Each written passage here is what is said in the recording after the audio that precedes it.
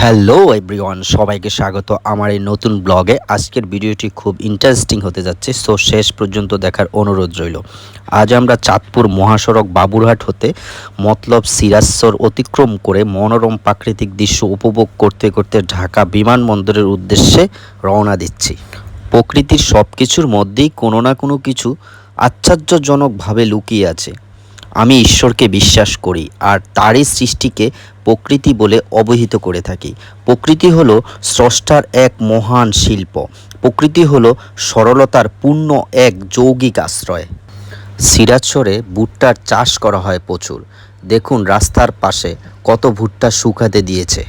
এই মনোরম দৃশ্য দেখতে কার না ভালো লাগে বলুন। যত দূর চোখ যায় শুধু ভুট্টার ফসল আর ফসল। প্রকৃতির মাঝে হারিয়ে গেলেই নিজেকে খুঁজে পাওয়া যায়। প্রকৃতির সৌন্দর্য শোভা মানুষকে বুঝতে শেখায়। গ্রামের আঁকাবাঁকা রাস্তার সমাপ্তি ঘটিয়ে এখন আমরা মেইন সড়কের দিকে ছুটে চললাম। সামনেই রয়েছে মেঘনা সেতুর টোল প্লাজা। এই টোল প্লাজায় আমার সাথে ঘটে গিয়েছে এমন একটি ঘটনা, খুব দুঃখজনক ঘটনা, তা আপনাদের সাথে শেয়ার করছি একটু পরেই। ভাইকে বিমানবন্দরে পৌঁছে দিতে আজ আমরা সপরিবার সাথে রয়েছি। আমাদের গাড়িটা চলতে চলতে এসে থেমেছে গ্যাস পাম্পে। গ্যাস নিয়ে আমরা সবাই কিছু হালকা খাবার খেয়ে নিলাম এবং আবার ছুটে চললাম গন্তব্যের উদ্দেশ্যে। বন্ধুরা, এই জায়গাটি দেখে নিশ্চয় সবাই বুঝতে পেরেছেন আমরা এখন কোথায় আছি।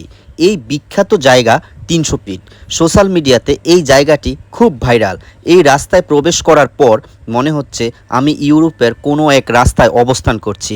আহ, কি সুন্দর দৃশ্য, দেখে প্রাণ জুড়িয়ে গেল।